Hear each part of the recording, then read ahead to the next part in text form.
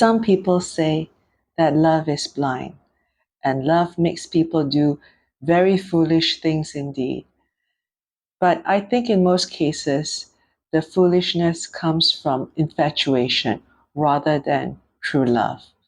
And so this is an infatuation rather than love when it comes to the story of the nun Kundalakesi.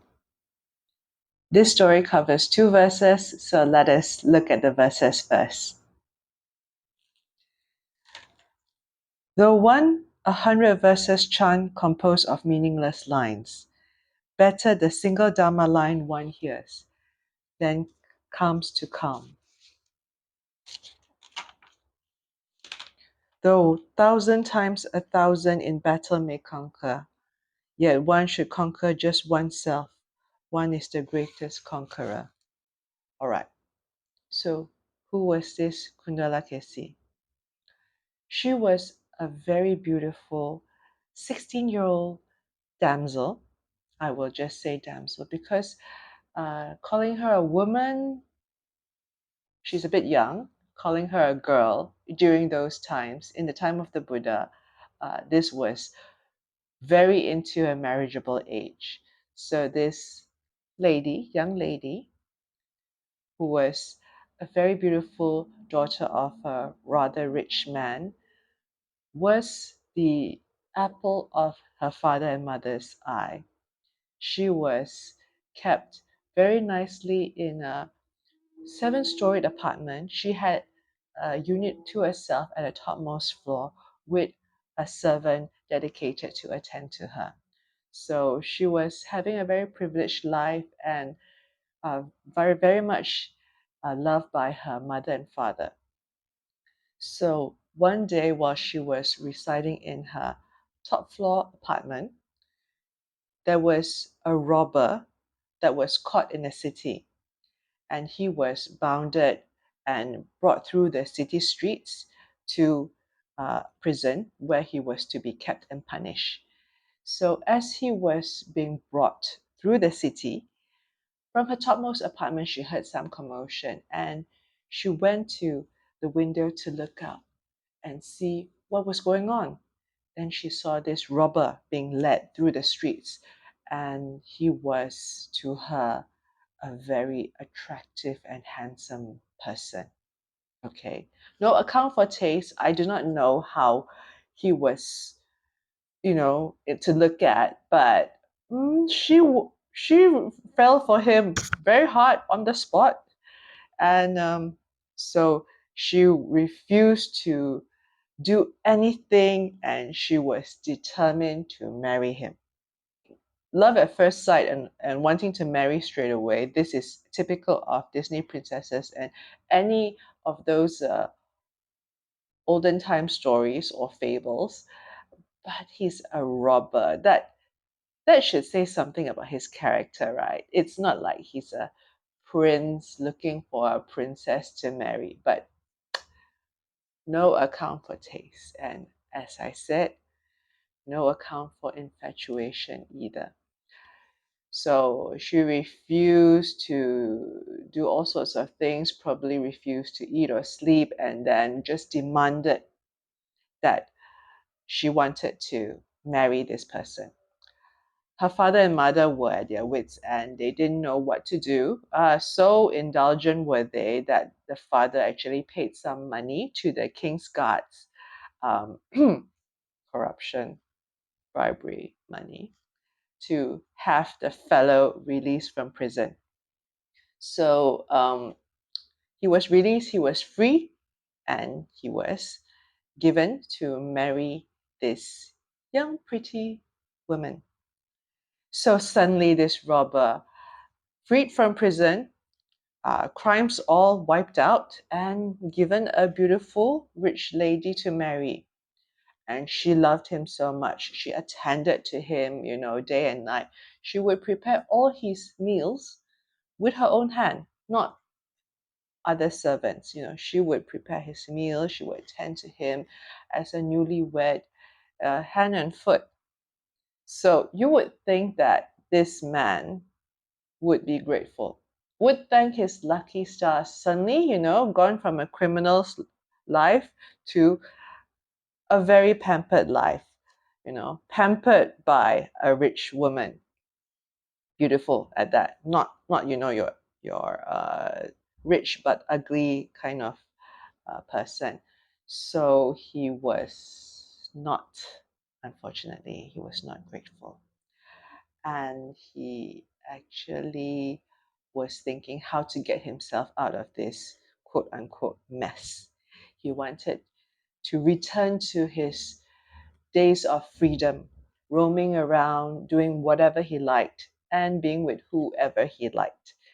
So he schemed to have his wife killed. He was plotting this, thinking, once she's dead, I can go back and resume my freedom, but I want her money. One day he took to his bed and would not eat anything. So his wife, being very concerned, thought that he was ill, and she asked him, husband, what is the matter? Are you ill? Are you unwell? The husband said, no, my wife, I made a vow when I was captured by the king's guards that if I were to be released, I would offer my gratitude and respect to the deity at Robber's Cliff.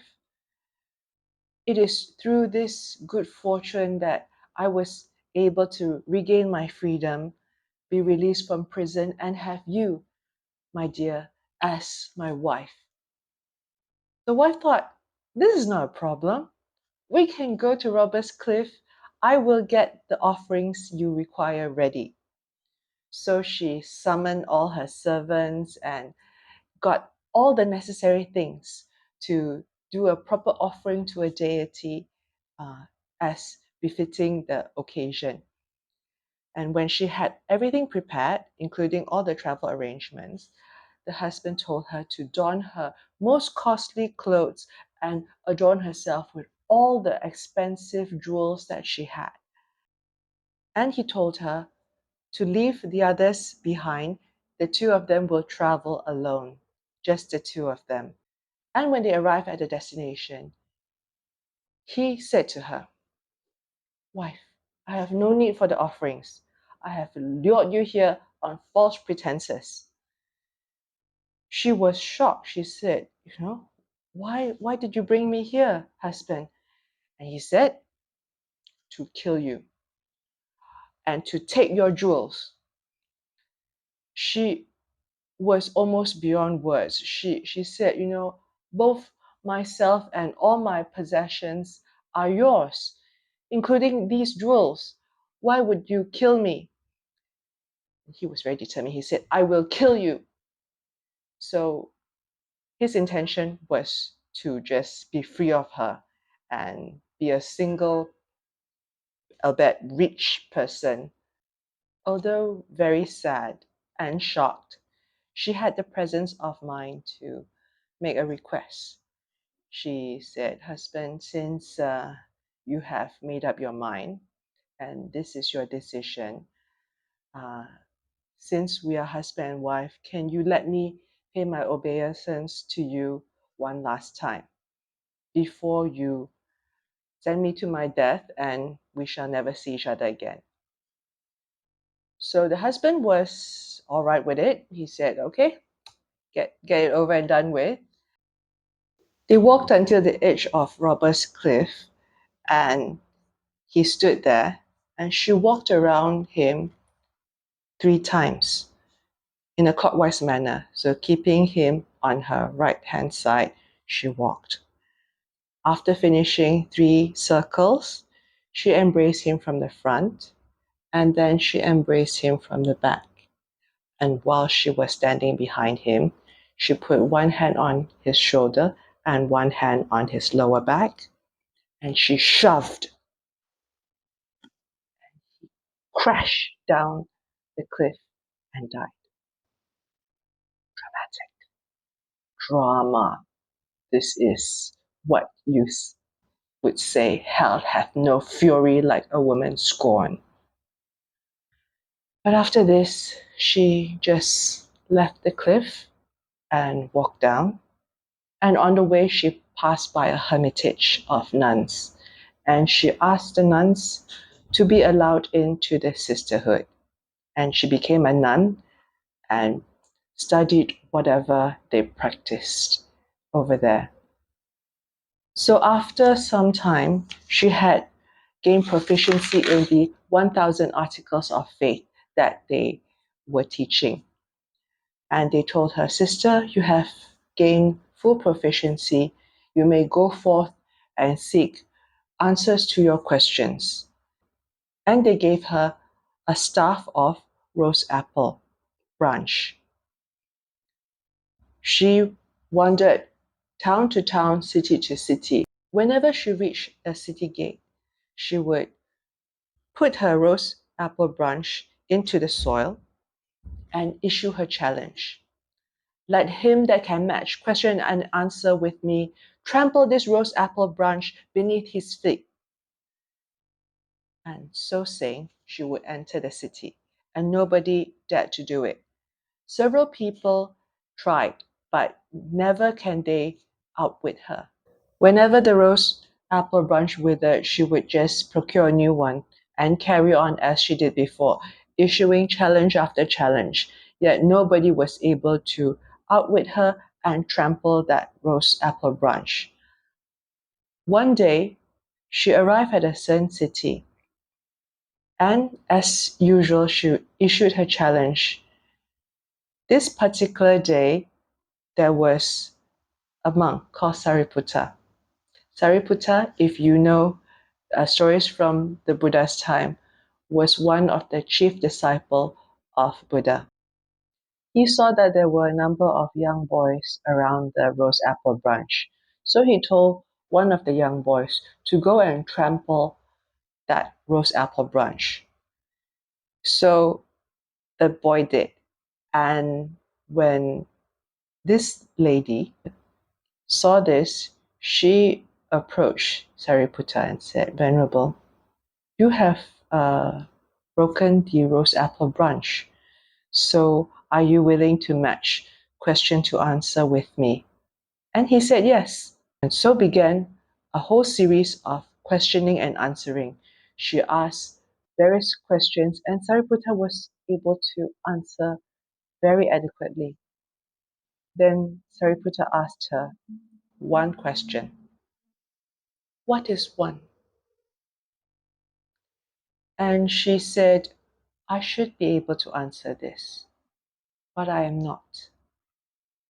So Sariputta told her that if you came and joined the Sangha, which is the monastic society, and learn from the Buddha, you would be able to answer this question.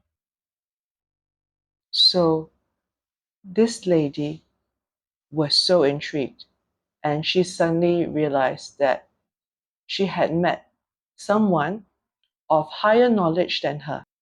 And moreover, he had a teacher who knew even more than him, and he was inviting her into the Sangha. So she willingly accepted, donned the robes of a nun, and became known as Kundalakesi.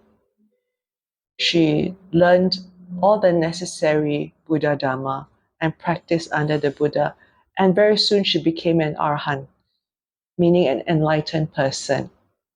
And with that, all the supernatural powers and deep knowledge of the world. And so this very unfortunate lady, unfortunate in love, became an Arahat and conquered herself and her demons. So it was a happy ending after all.